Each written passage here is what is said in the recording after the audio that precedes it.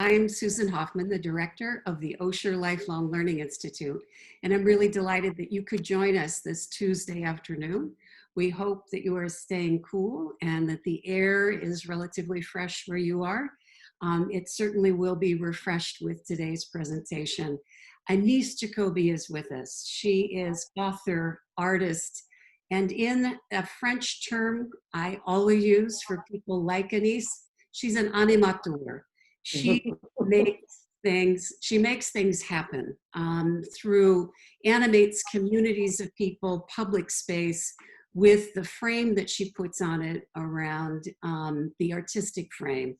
And if it's one that captures the moment, that is usually the case for her. She's the author of a book called Mission Muralismo, Street Art San Francisco, which was published roughly about 10 years ago, and is the definitive book on street art in the Bay Area and with implications around what is happening here, also with some international artists involved.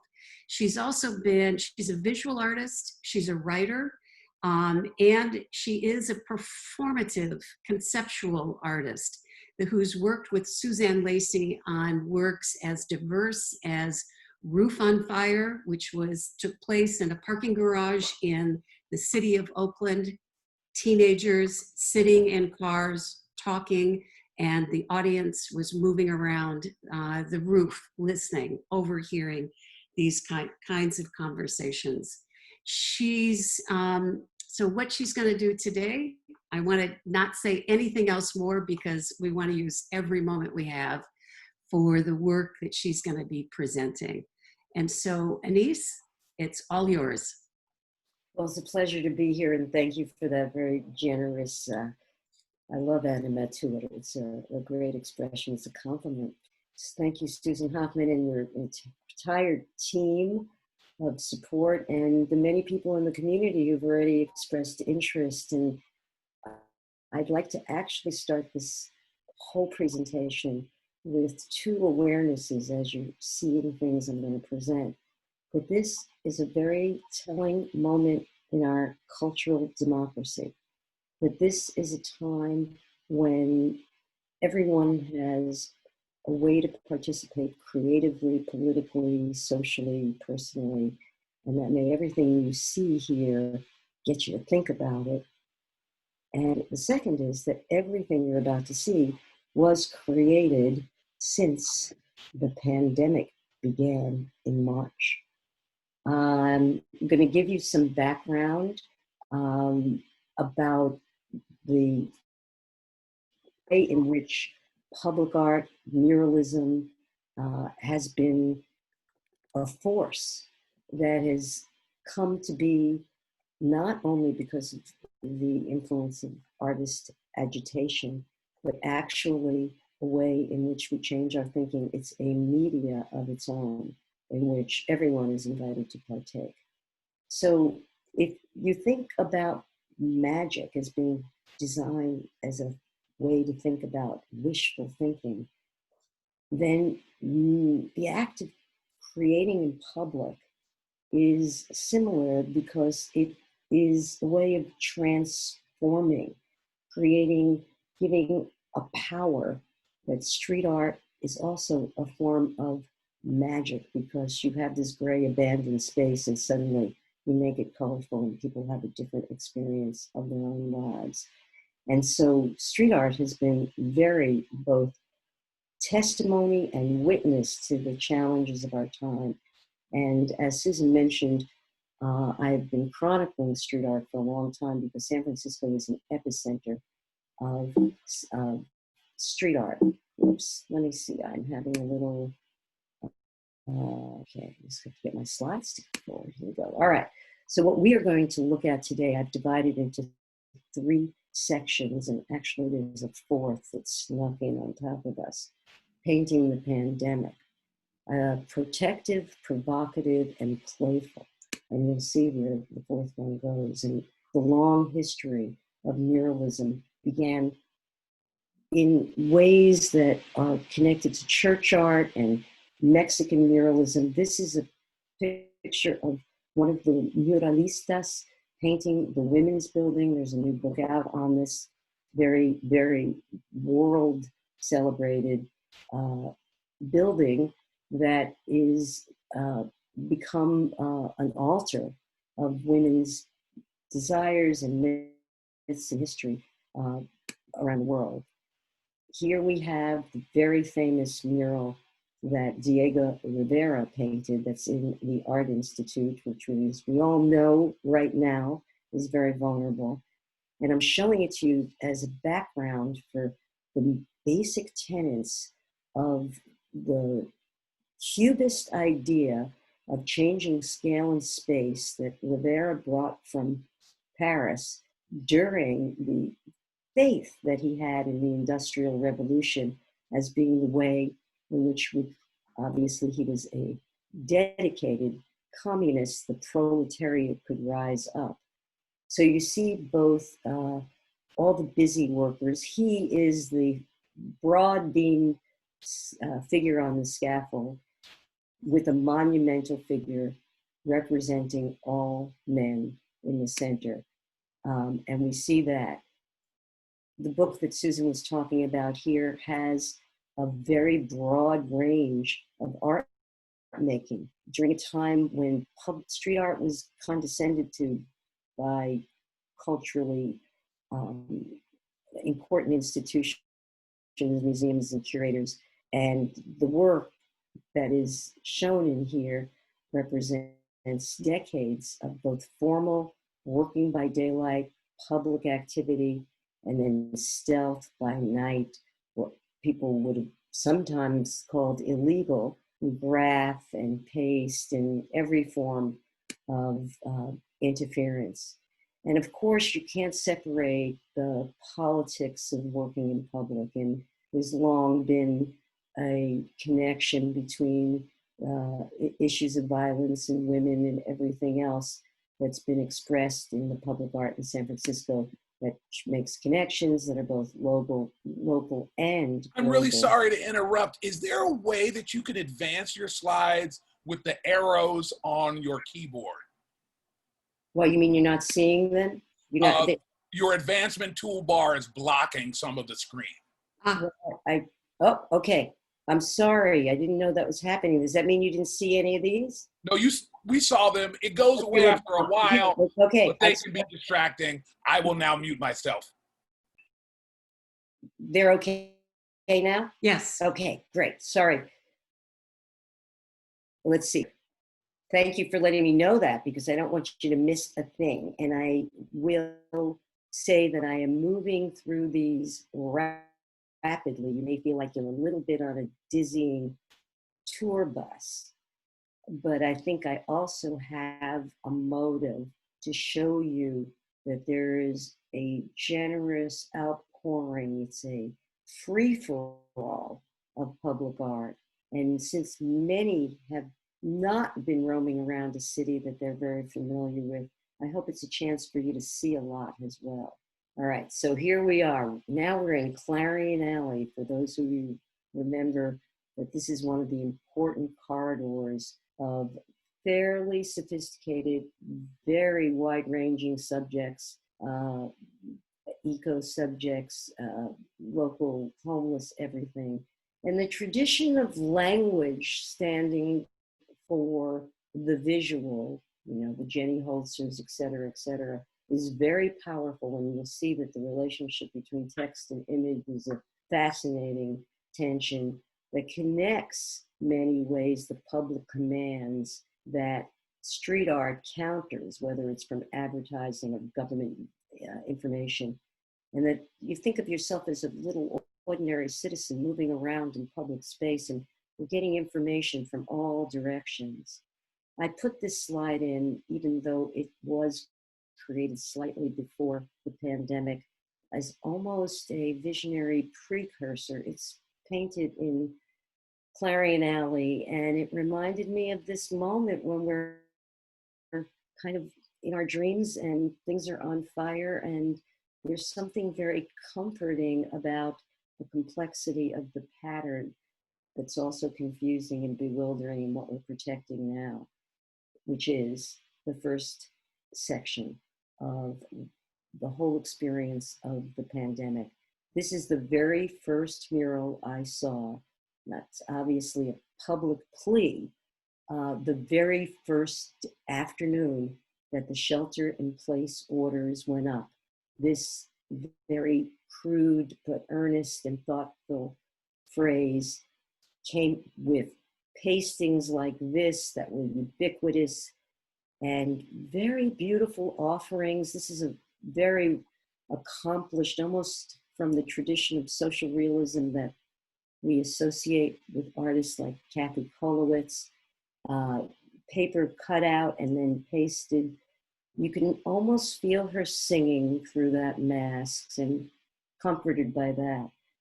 Of course, everything that we're seeing is in San Francisco, but this particular piece is in Venice Beach.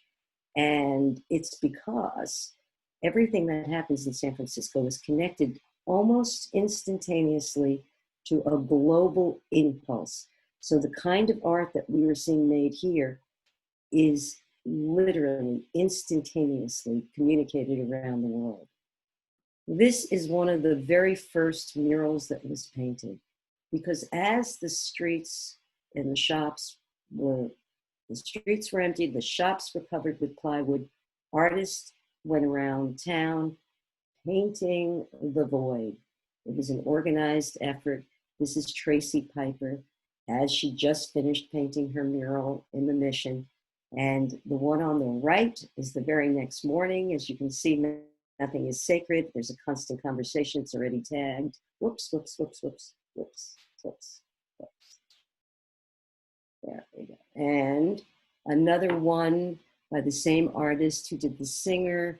And this is a figure who is associated with the last pandemic we had in, I guess it wasn't quite a pandemic, but maybe it was. Certainly a plague associated deeply with San Francisco. Mary Jane Rathburn was Mary who distributed, Brownie Mary, distributed to all the people who were suffering with AIDS. And next to it is the first of many pictures you're going to see in the course of this, with a man sleeping in a doorway, because not everybody sheltered in. And after I show you a few of those, I'll give you a tiny, whoops, let me get that. Whoa, oh, no, hold on, let me get my presentation back.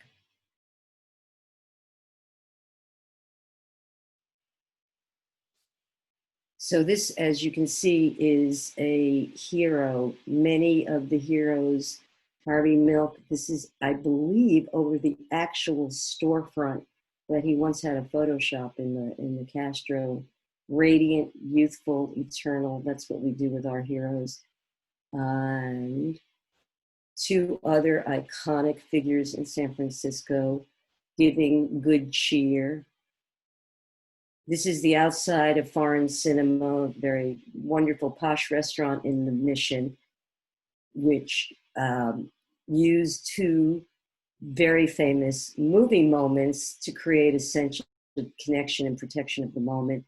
On the left, we have Black Orpheus, the sense of being rescued, but perhaps not, in terms of our jeopardies. And on the right, this is Fitzcarraldo with those impossible journeys of moving a boat over a mountain. This is one of my personal favorites in terms of both its graphic dynamism, its multicultural goodwill. Aquí estamos, here we are, existimos, all, we all. And I love you is we all love each other, messages of hope, thanking the essential workers. This is a theme you see repeatedly. This is a beautiful mural that was done by Mel Waters. You may be familiar with his work if you've seen the cover of another Mission book with the Carlos Santana, that black and white, but he is on the cover of that book. This is in the tradition of the long Chicano celebration of laborers but he's done it in a very painterly, almost expressionistic way, but he's using spray, which is quite a combination of art historical forces influencing him. These are two more celebrating essential workers, and the one on the left has a wonderful story. It's part of an effort called 100 Days of Action. It was actually money from Facebook that supported artists to create imagery of the moment. And Christopher Oropezzo painted the one on the left, and that is actually a portrait of his father, who has worked the Sunset Scavenger route in Parnassus since 1968, the route that goes from 1 a.m. to 10 in the morning. So he dedicated that to his father as an essential worker. The one on the right actually came out in June, and even though the themes of health and racism had been buoyant, they really came to fore at that point. And all of the sacred ways in which we invoke and protect yoga studios and all over town, images from multiple religions and multiple new and old age and future age protective, beautiful ways in which the wistfulness that many were feeling. This is in Hayes Valley, very early, I would say within the first 2 weeks. This was painted by early April, and she's already feeling a wistful longing, which it's hard to know what's in front. The caduceus and these hands are in the tradition of also the Chicano graphic arts, with these very strong, indelible black figures and a kind of almost crude, primitive, but powerful feeling in them. The Fatima, a sign of magic and protection in many cultures from across the Middle East. So here, another example of the paradox between what we protect and who is no longer protected.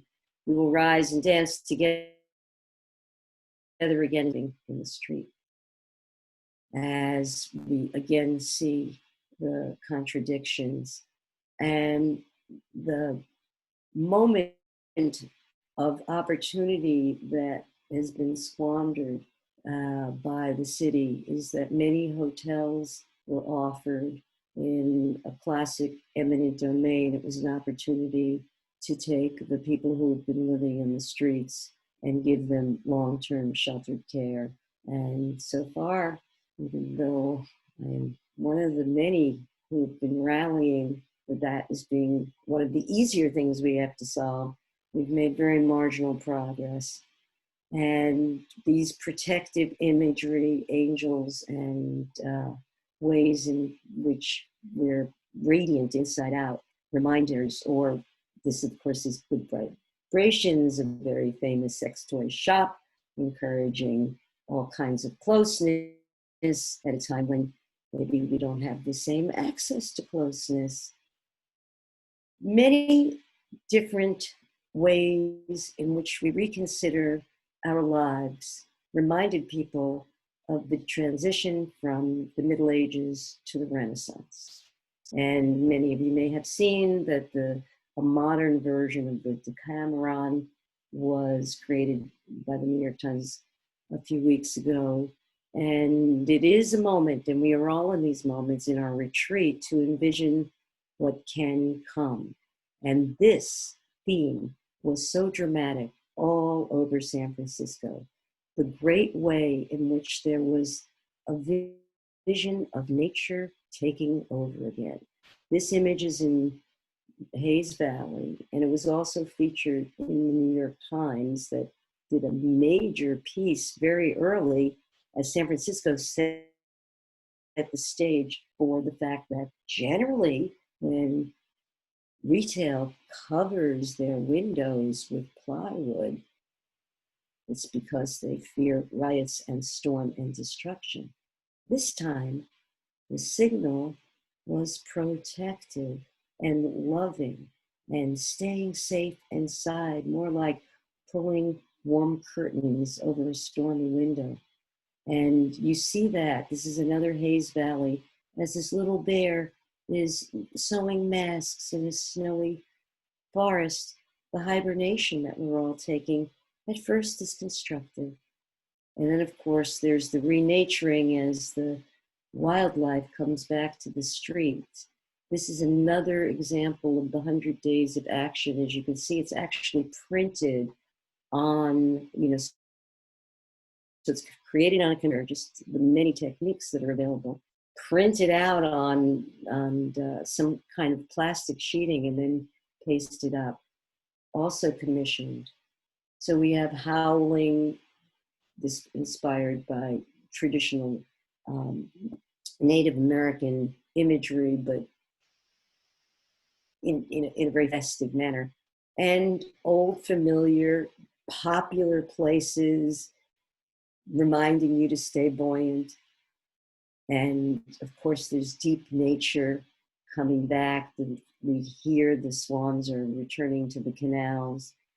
And the fish are in slightly less polluted waters, and the air has been cleaner. This is a work of Max Airman. You've probably seen his work if you've been in San Francisco. He has a very accomplished translucent layered technique, and you'll see it almost as if we were seeing it in sunlight underwater. I happened to find this a very accomplished piece, a primitive Rousseau update in a kind of slightly furrow infinite horizon. This beautiful egret, also in Hayes Valley, and a piece that is a direct homage to a very watery Asian and Chinese style of revering nature. So there's something prayerful in this particular piece. This is by Sam Flores, a very well-known street artist and a nightclub in downtown San Francisco. This very ephemeral butterfly and its delicacy was tagged within minutes. I actually saw it, went around the corner and parked, and it was tagged by the time I got there. So since the tagging is very filigree, it almost looks like it's part of the original intention. This is Amado's on Valencia Street, and they sustain themselves by serving cocktails. Rose's Cafe, this very ornamental armadillo, and a very beautiful way in which the Buffalo Exchange becomes the hearkening of the West. As you can see, it's got both the natural world and the car in there, which is kind of all of us and our notions of our long drive into the sunset. This is a particularly accomplished painting. If you look both at the brushwork in the bison and the delicacy of the grass work and the rich floral sky, a poppy in representing California kind of bursting with life. This is another example of the 100 Days project by an artist named Alicia Escott, and she has a whole series in the spirit of Jenny Holzer of cliches that are turned into new ways to think about them, which is a kind of technique of playing with language that advertising is good at and artists play with also. Our heroes also tagged within moments, maybe making them more intimate us. Lots of ways in which almost every contemporary art form, cubist and playful and super graphic. This is an homage to California art form that takes the ordinary, the way Ed Ruscha does gas stations, and makes it as important as the extraordinary. This is actually on Foreign Cinema, a fancy restaurant, of the building next door, which was a 99-cent store once upon a time nearby. All of those contradictions are there. Whoops, one more, let me get you back before we take a moment. This is Francis Restaurant, and on the left, can you not see the left of this because are you only seeing part of them also? Are you seeing that this is, oops, let me get that back. All right, well, I hope that you can see that on the left is, hold on, I'm seeing, okay. On the left is a classic retake of the photograph from 1945 at the end of the war in New York City when people are kissing strangers. But if you look closely, these are two men because, of course, this is in the Castro.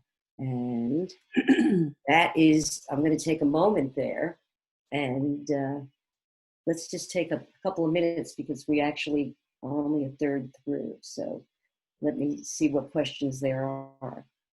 Annice, I don't see any questions in the chat room. I asked people to put their questions in the chat room. Maybe what we could do is take a question or two with people raising a blue hand. And Leigh Charles, can you answer? I do not see any blue hands yet, but if you did want to raise your hand, click on your participants window, and then in the left corner, there's the little blue hand. It says raise blue hand. Aha, there is one, Dan and Claire. I will unmute them. Okay, you have fondly used the term tag. And to a sort of innocent bystander, that just looks like scribbling on the painting. Now, I know it has meaning to it, but it still detracts from the art from my point of view. So you could you explain how that in some way adds value? Well, I think that it's a conversation, and sometimes it's very destructive, and many muralists are very upset by it. And there's a whole way in which murals, remember, we're not talking about murals in this talk, we're basically talking about spontaneous street art in response to the pandemic.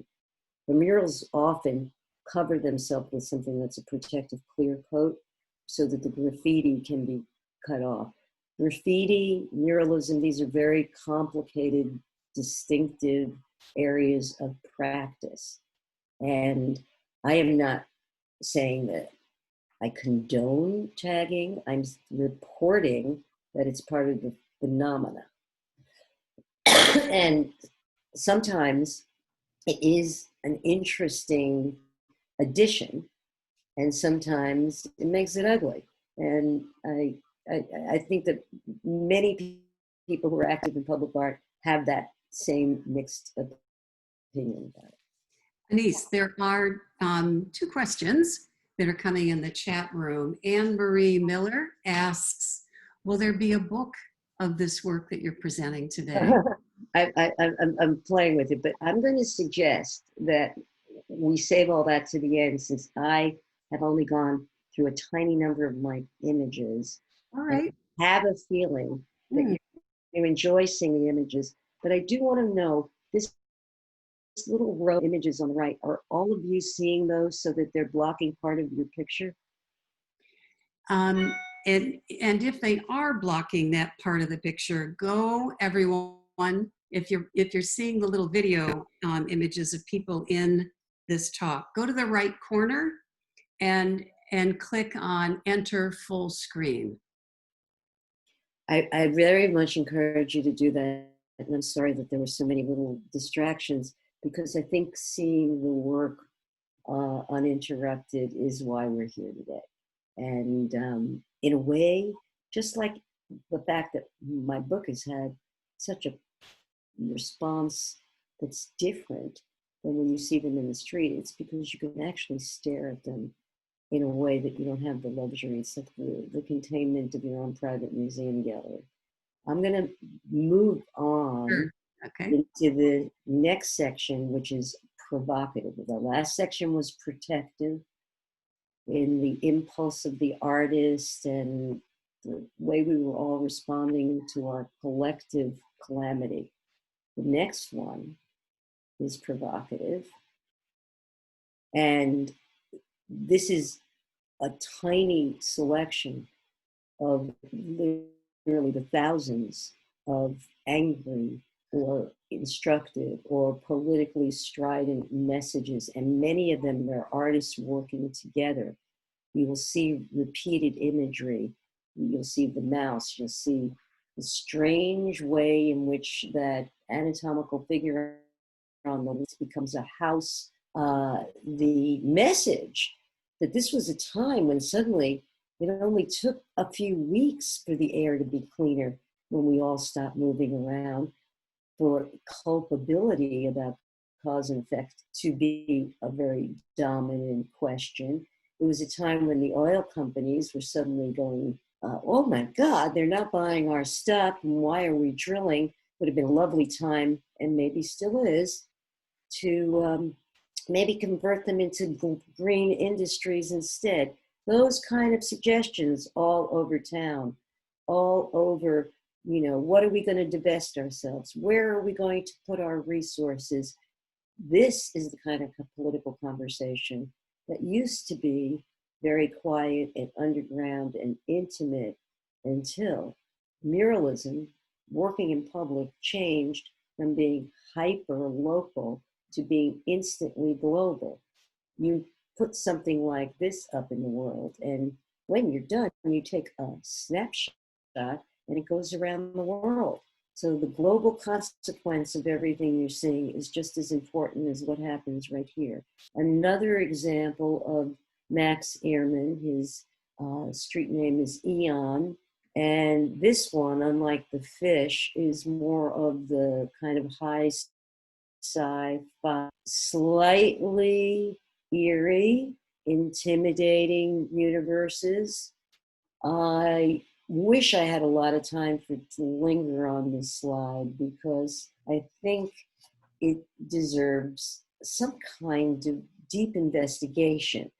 It's half strange pornography, half a concrete found poem that, as you can see, is almost done like an old ransom note where it's all cut out words so that you could barely identify who's written it.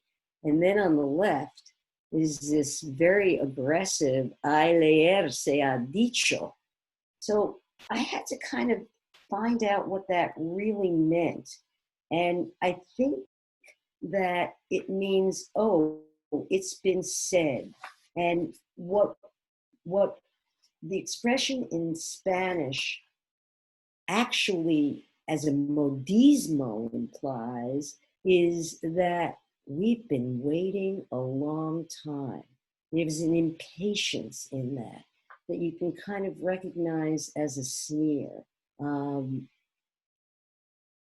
Here we go into the ubiquitous, this guy on the toilet with the bull's head is obviously a bullshitter.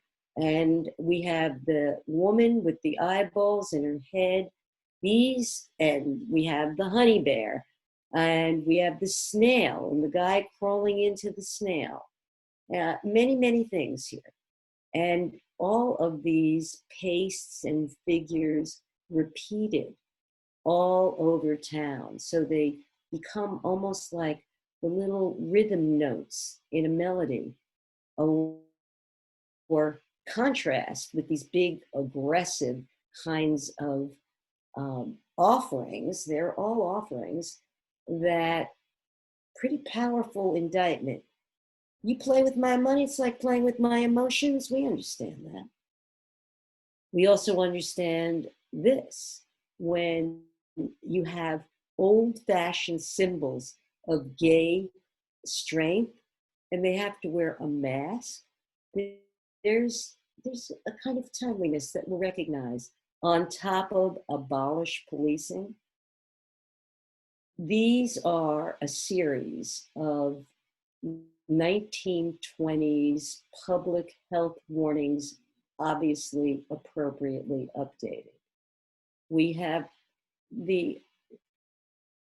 I think he's the Senate Majority Leader, if I recall, who just happens to have an unfortunate looking face that matches this idea, as does Mike Pence. Excuse my political implications of disrespecting the vice president. But this guy has been associated with a community that has deliberately questioned vaccines and recreated a measles outbreak. So I wouldn't put it past him to be pushing things like mumps back on us. The whole mood is very well expressed in this very, I'm going to say, disgusted Pootie. I'm going to take the liberty of jumping through the next section, which is playful. I'll take a little bit of a stop after that, and then do the last section, which I think you know is not going to be so playful, but let's do a little playful. These are one of the most popular recurring themes, and this is not your Walt Disney mouse or rat. These are all over town. This young woman is reminding us to play and jump for joy. The goodwill, the happiness, the have a good day, the way in which places that are familiar are reminding us that we'll be making music play, a kind of bliss. I am going to take a moment to talk to you about French for a moment. And he is the creator of these honey bears.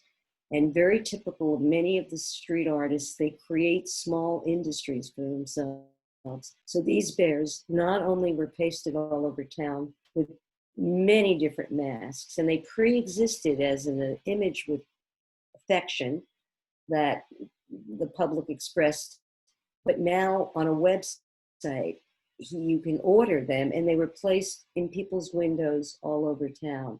The one on the right, talks about a bear that was stolen, and people were upset about it because they missed it. This is Jan, and as you know, these big bug-eyed guys, they're everything from, homies to baseball fans to Vikings. They are also all over town and have their own commercial's the wrong word. He has his own retail enterprise, just as Banksy and Shepard Fairey and many other of the popular artists have monetized. You can wear their t-shirts, you can sleep in their socks.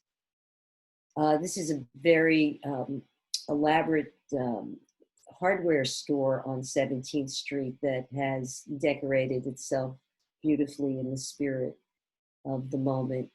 And people reminding what they can do, crawl up for a beer or eat more tacos or love each other. This is Finch working on the honey bears to get ready for this year's Gay Pride. And old 1920s from 100 years ago, people who were masked for that pandemic brought back to life now. And Mr. Lord, lots of this kind of goofy combination of, this is very stylized graffiti. As you can see, it's very accomplished, almost has an architecture of its own, with a zany goofball character called Mr. Lloyd's. In the spirit of Andy Warhol, who was not the first to do so, you take something mundane and you play with it and you elevate it. And obviously these are very enjoyable puns on traditional marketing. And I am interpreting this one to mean that your money is sick. And he's just the dunce we all probably feel like at the moment.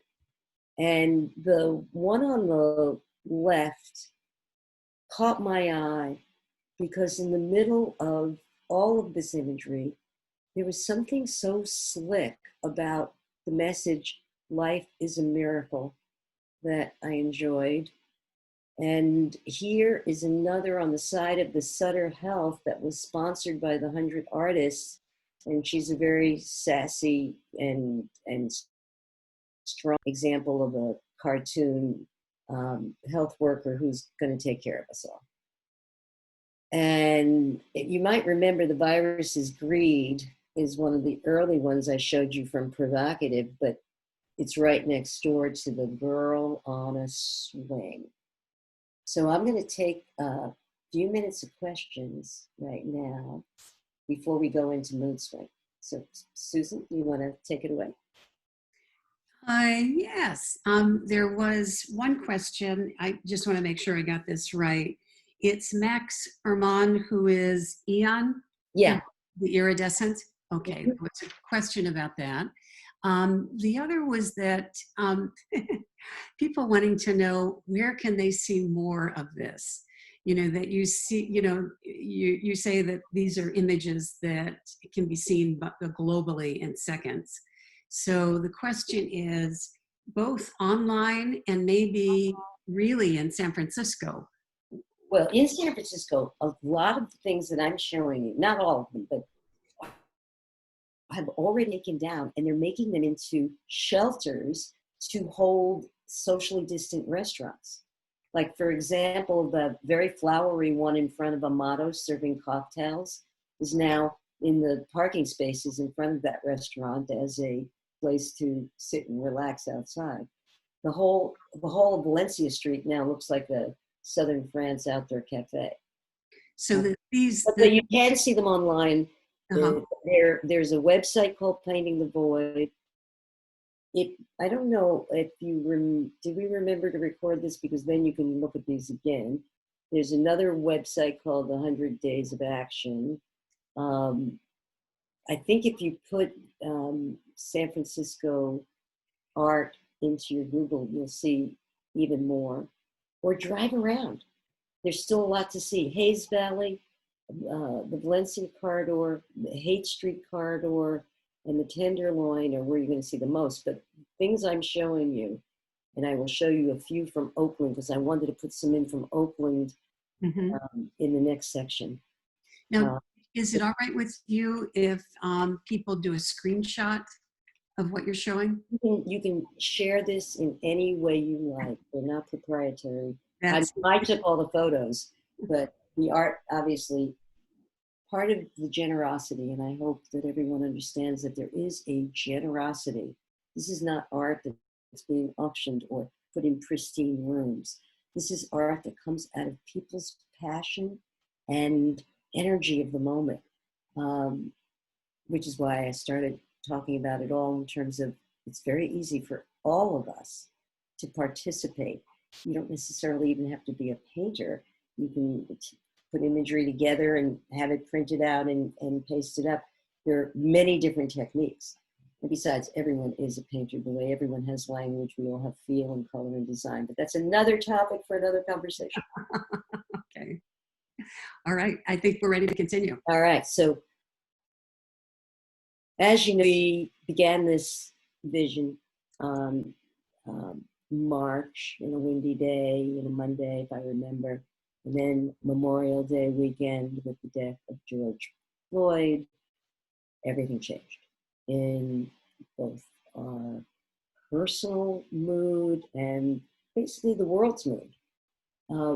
This is by Tracy Piper, the same artist you saw in the beginning, who looked like Rosie the Riveter.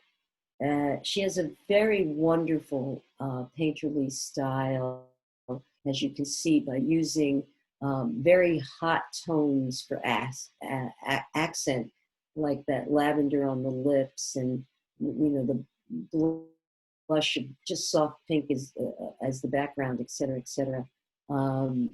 She put this up within 24 hours. So the responsiveness or footedness alone has an energy.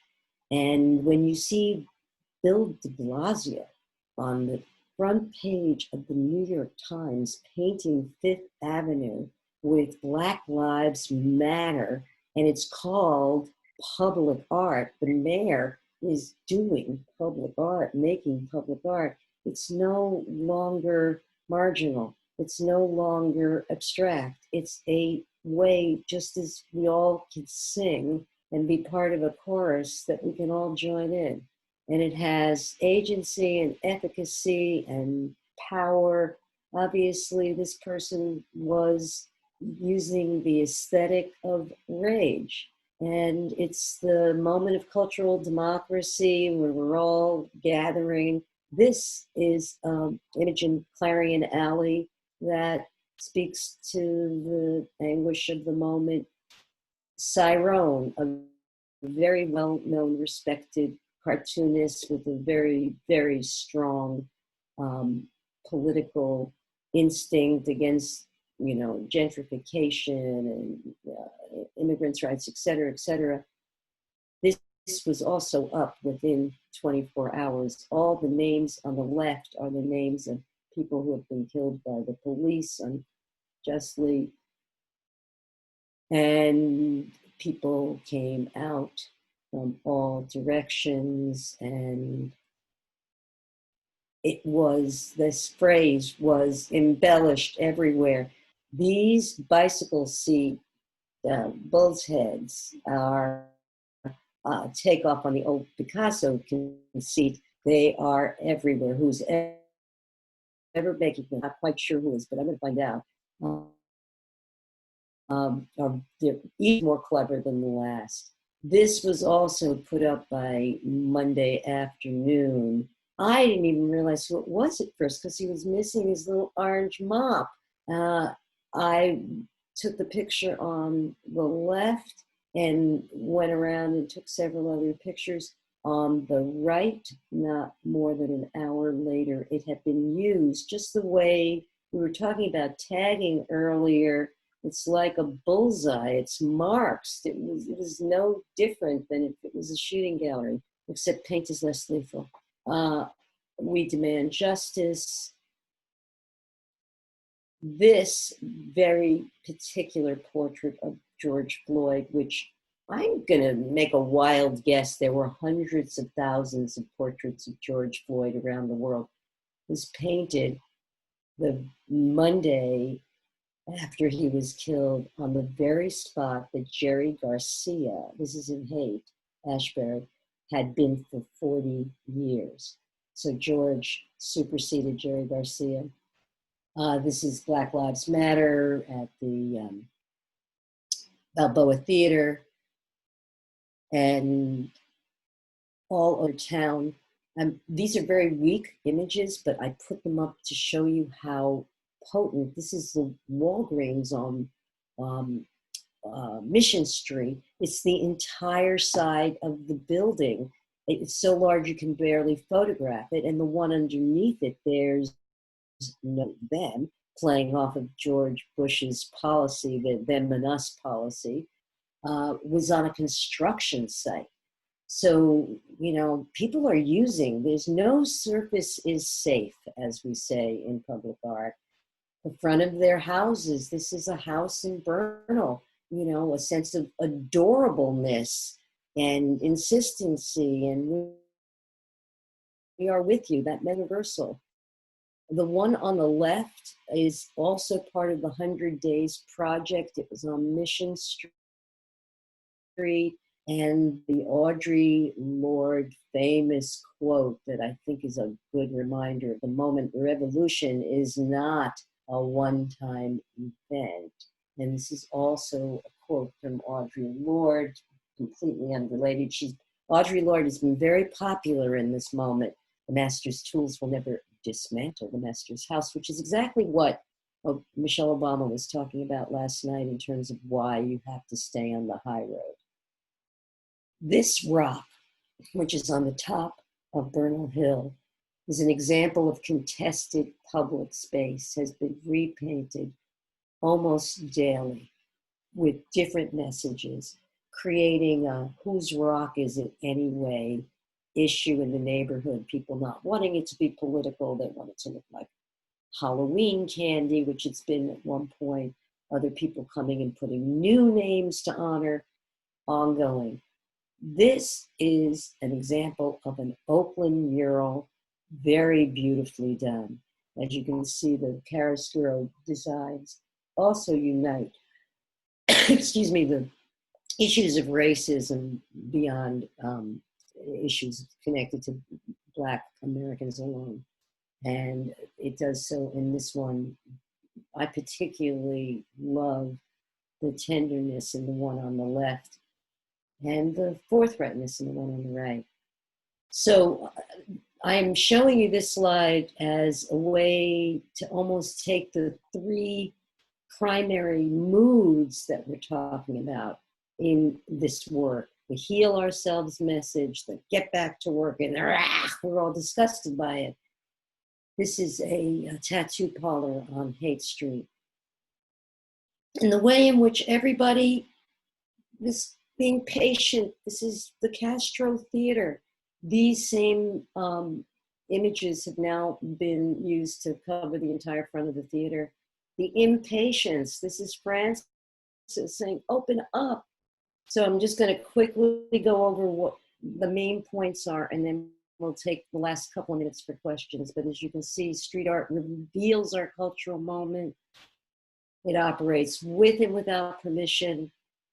We've seen a dramatic uptake since the pandemic began, but we hit an inflection point after Memorial Day. It's a raw, unfiltered glimpse of the most important way in which we express ourselves as a democratic participatory art. And it functions as a delta of news, history, politics, and community.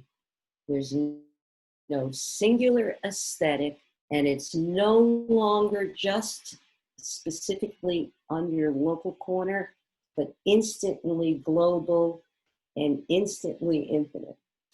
And I'm gonna stop it with this, what I consider an absolutely lovely example of pandemic art, and see you soon, old friend. So in our last, as many moments as we can take, I'm happy to entertain any questions. Well, okay, Annice, thank you. This is incredibly rich, and I think the expressions so immediate. Let me just say, there's been one thing added to the chat room. There's a ton of different accolades for the presentation, but one that says that there's a wonderful YouTube video for people to see on the street art in Oakland. And oh, yes, I heard about that. Did you? That's good. Yeah. Yeah, I meant to recommend that. That's good. And we'll make sure that others can see that. Leigh Charles, if you can, are there any hands up? There are no hands up, but once again, if you want to raise your hand, click on the participants window, and then in the bottom left corner of that window, there'll be a little blue hand. You click on that, and that will raise your virtual hand. I don't see anything right now yet. Well, let me just say to all the OLLI members who are here in this presentation, Annice made a presentation to the curriculum committee a little more than a week ago, and we are delighted that she's going to be able to teach with us in OLLI's winter term.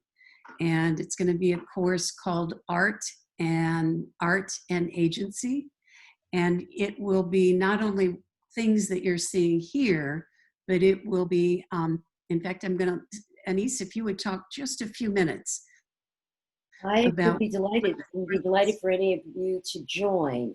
This is only one component, not the pandemic, but basically street art will only be one component.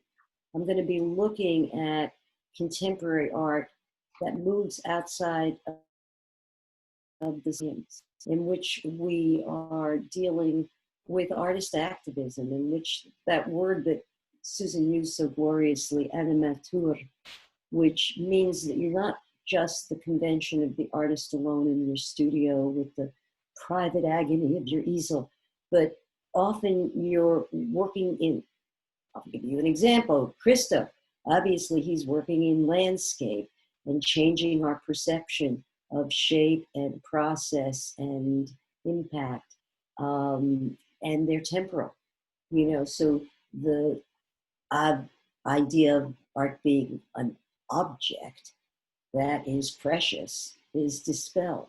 It's often more a process. So we'll explore contemporary artists who are both celebrated and unknown, and we'll look at the way in which this changing idea of participatory art affects all of us, especially as the museums are closed. I am totally a devotee of museums, but I also am a devotee that art belongs to everyone and that it can exist in ways that are part of our everyday life and enrich us all.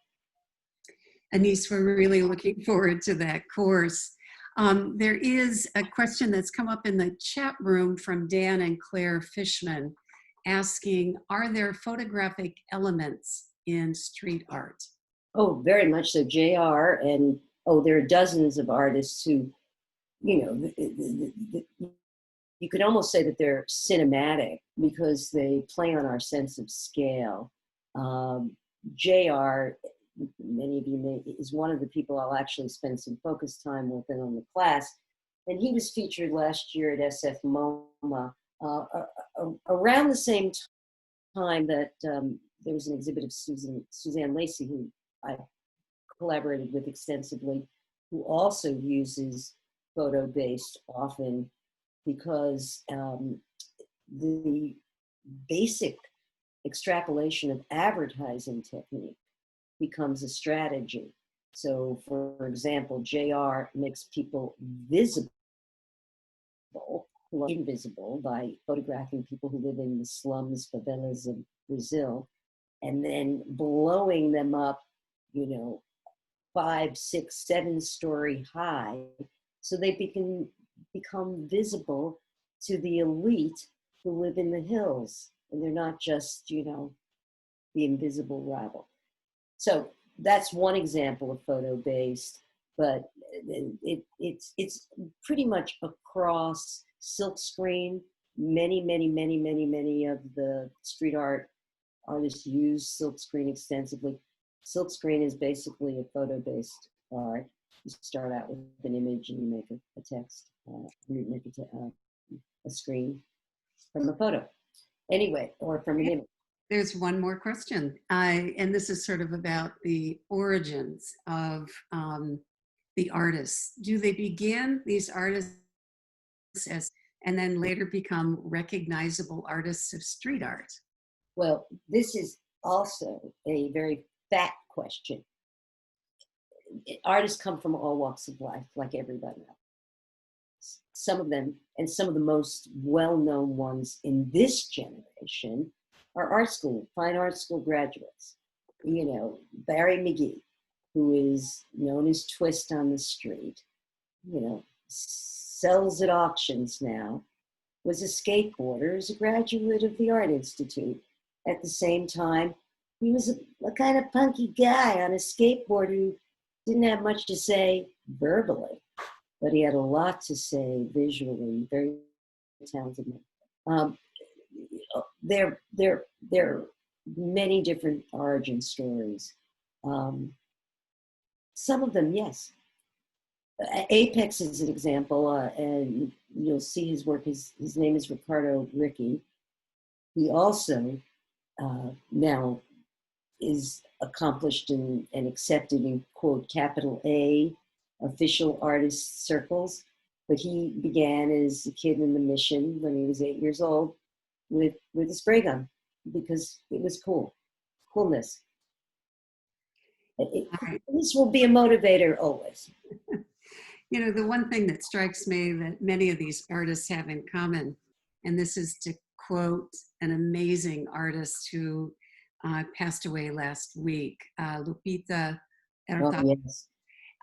who said, you know, I have to paint like I have to brush my teeth. And so I think that is what I feel when I see these expressions. You know, that these are people who just, art is every day. It is, and it's like there's this impulse and need to express. I guess it's sort of like brushing teeth, but you know, it's even more urgent than that, obviously. But she chose something mundane so that it Yeah. would seem interesting. Like, oh, you do that in a kind of, you know, unconscious gesture. Her work is very, very much like, because she uses a lot of language and signing, and it's colorful. A lot of what street art wants to do is transform ugliness, because like in the 70s, obviously, the subways in New York were like the color of old chewing gum. And that's why you spray them to bring life against the institutional cloak. But that answer,